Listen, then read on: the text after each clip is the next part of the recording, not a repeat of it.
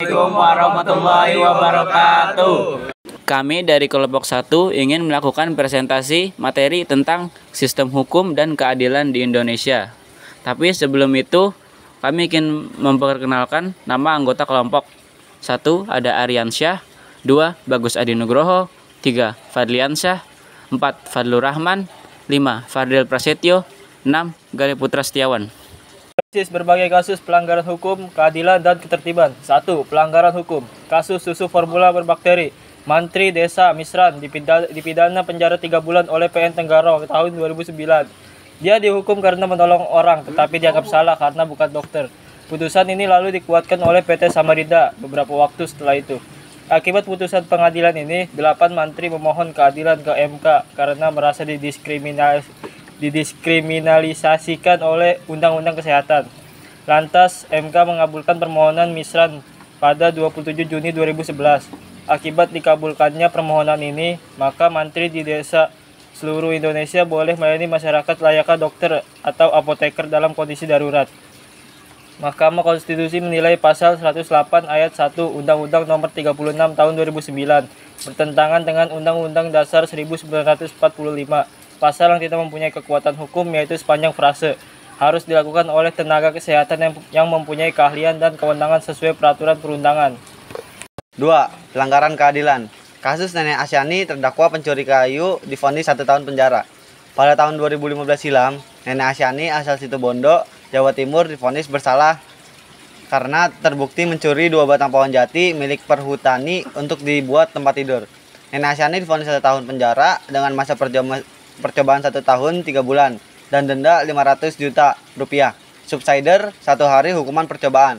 Namun Nenek Asyani membantah dengan alasan batang pohon jati itu diambil dari lahannya sendiri oleh almarhum suaminya. 3. Pelanggaran ketertiban. Kasus tawuran sekolah. Pelaku tawuran akan dibawa ke Subdit PLK untuk dimintai keterangan. Petugas melakukan pendataan terhadap identitas pelaku tawuran. Jika pelaku membawa senjata tajam, petugas akan membuatkan berita acara untuk diserahkan ke kepolisian. Tidak membawa senjata tajam, petugas akan memanggil pihak sekolah atau orang tua pelaku dan membuat surat pernyataan. Menjelaskan konsep hukum, keadilan, dan kebenaran. Konsep hukum atau genuine legal concept adalah konsep konstruktif dan sistematis yang digunakan untuk memahami sebuah aturan hukum. Misalnya konsep hak, kewajiban, hubungan hukum, lembaga hukum, perikatan, perkawinan, waris, dan jual beli. Konsep keadilan. Keadilan secara leksikal berarti sama atau menyamakan, maupun setara. Menurut pandangan umum, keadilan yaitu menjaga hak-hak orang lain. Definisi keadilan ialah memberikan hak kepada yang berhak menerimanya. Keadilan merupakan suatu ukuran keabsahan suatu tatanan kehidupan berbangsa, bermasyarakat, dan bernegara. Konsep kebenaran. Kebenaran adalah kesesuaian antara sebuah pernyataan dengan pernyataan lain yang diterima sebagai benar atau jika makna yang dikandung dalam keadaan saling berhubungan dengan pengalaman. Dengan kata lain, suatu proposisi benar jika memiliki hubungan dengan ide dari proposisi yang telah ada dan benar adanya. Hukum dan peradilan di Indonesia sesuai UUD 1945. Sistem hukum di negara Indonesia sesuai Undang-Undang 1945 yang membutuhkan lembaga peradilan untuk mengawasi berjalannya hukum. Mokhtar Kusumaatmadja menyatakan bahwa hukum merupakan keseluruhan asas-asas dan kaidah-kaidah yang mengatur kehidupan manusia dalam masyarakat. Hukum juga meliputi lembaga-lembaga atau institusi dan proses-proses yang mewujudkan berlakunya kaidah-kaidah itu dalam kenyataan. Berdasarkan ketentuan dalam UUD 1945, pasal 1 ayat 3 berbunyi, negara Indonesia adalah negara hukum. Konsekuensinya adalah segala kehidupan kenegaraan selalu berdasarkan kepada hukum.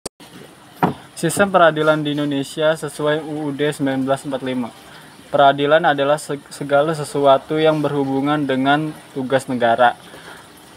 Penegakan hukum dan keadilan lembaga peradilan sebagai sarana bagi masyarakat untuk mendapatkan keadilan dan perlakuan yang semestinya.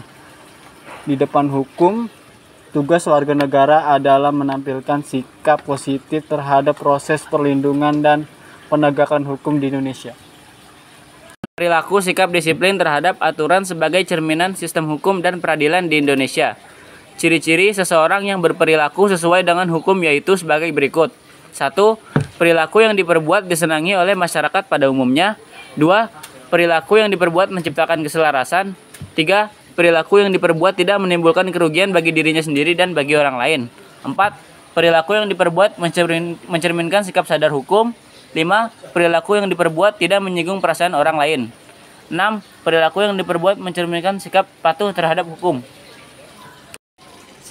Sekian dari kelompok kami. Wassalamualaikum warahmatullahi wabarakatuh.